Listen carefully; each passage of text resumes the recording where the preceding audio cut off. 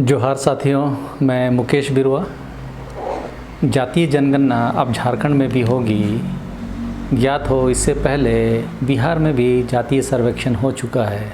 आप देख रहे हैं यहाँ हेडिंग जातीय जनगणना के बारे में लिखा है, जबकि प्रस्ताव में तय हुआ है कि जातीय सर्वेक्षण किया जाएगा और यही सही शब्द है। हालांकि झारखंड के कैबिनेट ने जातीय सर्वेक्षण का निर्णय तो लिया, लेकिन प्रस्ताव में यह अभी तक तय नहीं हुआ है कि जातीय सर्वेक्षण की प्रक्रिया क्या होगी और इसकी शुरुआत कब होगी। इसको लेकर कार्मिक एवं प्रशासनिक सुधार विभाग जल्दी ही आगे की जानकारी शेयर करेगा। इस बीच बिहार में जातीय सर्वेक्षण के आधार पर 65% आरक्षण को पटना हाईकोर्ट ने गैरकानूनी और संविधान विरुद्ध कहा। पटना हाईकोर्ट ने बिहार सरकार द्वारा राज्य में सरकारी नौकरियों में SC, ST, EBC व अन्य पिछड़े वर्गों को मिलने वाले आरक्षण की सीमा को 50% से बढ़ाकर 65% करने संबंधी फैसले को गुरुवार को निरस्त कर दिया। कोर्ट ने कहा कि सरकार द्वारा लिया गया यह निर्णय गैरकानूनी और संविधान के विरुद्ध है। मुख्य न्यायाधीश के विनोद चंद्रन की अध्यक्षता वाली खंडपीठ ने सरकार के इस फैसले को चुनौती देने वाली गौरव कुमार एवं अन्य की जनहित याचिका पर 11 मार्च को अपना फैसला सुरक्षित रख लिया था। खंडपीठ ने फैसले में कहा कि 75%, जिसमें कि 10% की EWS को जोड़कर आरक्षण संविधान की धारा 14 और 16 का उल्लंघन है। पीठ ने कहा कि सुप्रीम कोर्ट ने 50% आरक्षण की जो सीमा तय की है उसका यह उल्लंघन है। कोर्ट ने कहा कि अगर आरक्षण की सीमा बढ़ाने की ज़रूरत पड़ती है तो यह संवैधानिक बेंच ही तय कर सकती है, यानी कि संवैधानिक बेंच में ये मामला जाएगा। तो इस जातीय सर्वेक्षण के आधार पर संवैधानिक रूप से मामले को देख सकती है। तो यह हुआ कि एक तो झारखंड सरकार जातीय सर्वेक्षण करना चाहती है, तो उसका भी यही हश्र होगा या हो सकता है। इसीलिए इससे संबंधित जानकारी आई है तो मैं दे रहा हूँ, क्योंकि झारखंड का जातीय सर्वेक्षण अगर पब्लिश हुआ तो उसका भी कमोवेश यही हश्र होगा, क्योंकि अपर कास्ट वाले लोग या BJP वाले लोग नहीं चाहते कि जातीय सर्वेक्षण के आंकड़े सामने आए। अब जातीय सर्वेक्षण के कारणों या उसके इतिहास पर थोड़ा आज हम और प्रकाश डालना चाह रहे हैं, ताकि इसकी विस्तृत जानकारी हम आपको हो सके। तो आइए इसके इतिहास को थोड़ा सा कंगालने का काम करते हैं। भारत की जनगणना में अनुसूचित जातियों और अनुसूचित जनजातियों के बारे में तो आंकड़े प्रकाशित होते रहे हैं, लेकिन अन्य पिछड़ा वर्ग यानी कि OBC और अन्य समूहों की आबादी का कोई अनुमान नहीं लगाया गया है। अब हमें यह समझना होगा कि जनगणना और सामाजिक, आर्थिक एवं जाति जनगणना है क्या आखिर। भारत में जनगणना की शुरुआत 1881 में हुई। जनगणना का उपयोग सरकार, नीति निर्माताओं, शिक्षाविदों और अन्य लोगों द्वारा भारतीय जनसंख्या का पता लगाने, संसाधनों तक पहुंचने और सामाजिक परिवर्तन का मानचित्रण करने और परिसीमन तय करने के लिए किया जाता है। सामाजिक आर्थिक जाति जनगणना यानी सोशल इकोनॉमिक कास्ट सेंसस पहली बार 1931 में आयोजित की गई थी, जिसका उद्देश्य ग्रामीण और शहरी दोनों क्षेत्रों में भारतीय परिवारों की आर्थिक स्थिति के बारे में जानकारी एकत्र करना तथा समुदाय में किस चीज़ की कमी है वैसे संकेतकों की पहचान करना था। यह विभिन्न जातियों की आर्थिक स्थिति का मूल्यांकन करने के लिए विशेष जाति के नामों पर डेटा एकत्र करती है। अब हमें यह समझना होगा कि जनगणना और जातीय जनगणना के बीच में क्या अंतर है।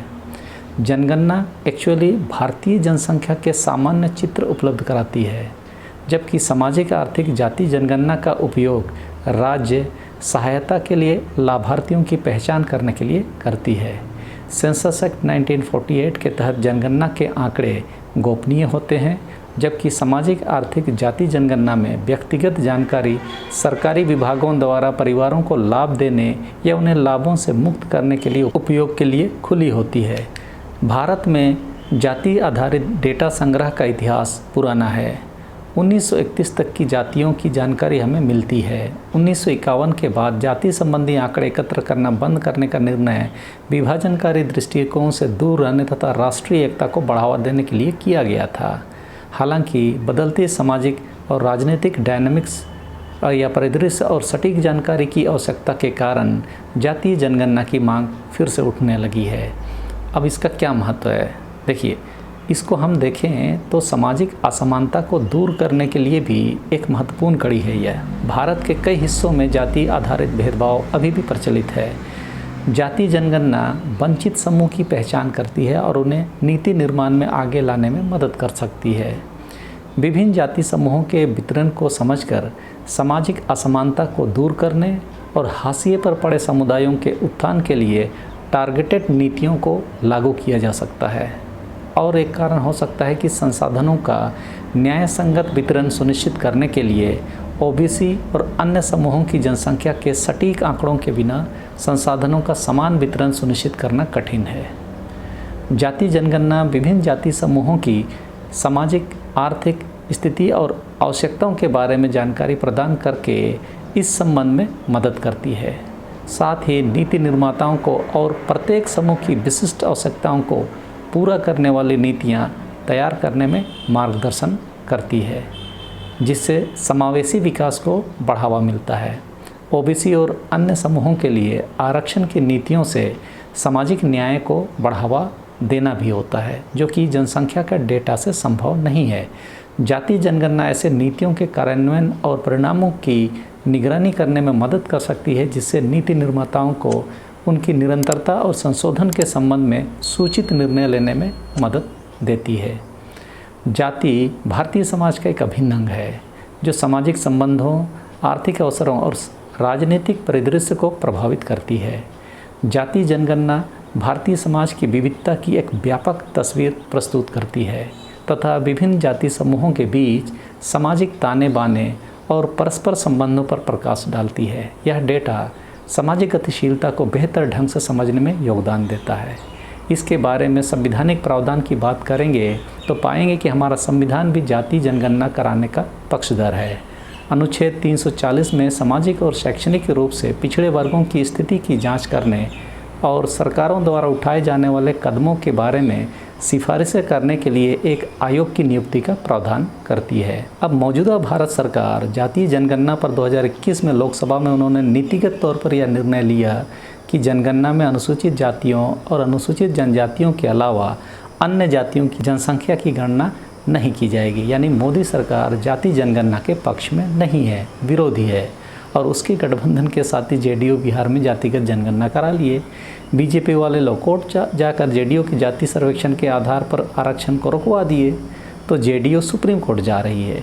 यही राजनीति है, चित भी हमारा पट भी हमारा। जनता पसंद करती है तो उसके नाम पर उन्हें वोट दे देती है, और यदि नहीं पसंद करती है तो भी उसके नाम पर उसी गठबंधन को वोट दे देती है। गजब स्थिति है। वर्ष 2011 में आयोजित सामाजिक, आर्थिक और जाति जनगणना के उद्देश्य से जाति जानकारी के साथ साथ सामाजिक आर्थिक संकेतकों पर व्यापक डेटा एकत्र किया गया था। हालांकि डेटा की गुणवत्ता और वर्गीकरण चुनौतियों पर चिंताओं के कारण एकत्र किए गए कच्चे जाति डेटा को अभी तक जारी नहीं किया गया है। हालांकि उसके लिए एक विशेषज्ञ समूह का गठन भी किया गया था, लेकिन उसकी सिफारिशें अभी भी कार्यान्वयन के लिए लंबित है। यही बात पिछले कई वीडियो में मैं बता चुका हूं कि जातिगत जनगणना के आंकड़े होने के बावजूद मोदी सरकार ने उसे सार्वजनिक नहीं किया। अब आगे के लिए हो सकता है कि जिला और राज्य स्तर पर स्वतंत्र अध्ययन करके उन स्तरों पर जातियों और उपजातियों के आंकड़े प्राप्त किए जा सकते हैं। और वही काम झारखंड सरकार ने भी कोशिश किया है कि राज्य में कम से कम जातीय सर्वेक्षण करके अन्य पिछड़े वर्गों की संख्या का भी आकलन किया जाए, ताकि संसाधनों की हिस्सेदारी में उन्हें भी लाभ मिले।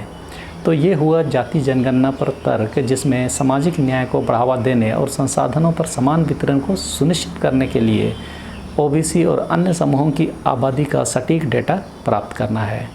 सबसे बड़ी बात तो ये हुआ कि हम SC, ST और OBC का जो भी डेटा आता है उसके आधार पर उनका आरक्षण में संसाधनों पर उनका भागीदारी सुनिश्चित करना है। लेकिन अभी मुश्किल से 12-15% जो अपर कास्ट के लोग हैं, वही लोग तो देश के अधिकतर नौकरियों में कब्जा जमाए बैठे हैं। जाति जनगणना से अगर यह आंकड़ा क्लियर हो जाएगा तो मेरा तो ये कहना है कि अगर उनका अपर कास्ट का 12% ही संख्या है तो उनकी आरक्षण को सीमित कर देना चाहिए उस परसेंटेज में। हम अपना आरक्षण देख लेंगे। देश में ये 50% आरक्षण की सीमा का जो कैप है ये हटाना ज़रूरी है, ताकि प्रत्येक जाति समुदाय को जनसंख्या के आधार पर प्राकृतिक न्याय मिल सके। यही बात कांग्रेस के घोषणा पत्र में स्पष्ट थी कि जाति जनगणना कराकर 50% आरक्षण का कैप ख़त्म करना है, लेकिन 50% आरक्षण के कैप को बरकरार रखने के पक्ष में लोगों ने वोट किया। नतीजा पटना हाईकोर्ट का आदेश हम देख ही रहे हैं कि आरक्षण की सीमा 50% को क्रॉस नहीं कर सकती। संविधान में संशोधन के बाद ही वो ऐसा संभव है। जैसे EWS के लिए 10% का आरक्षण को जोड़ा गया।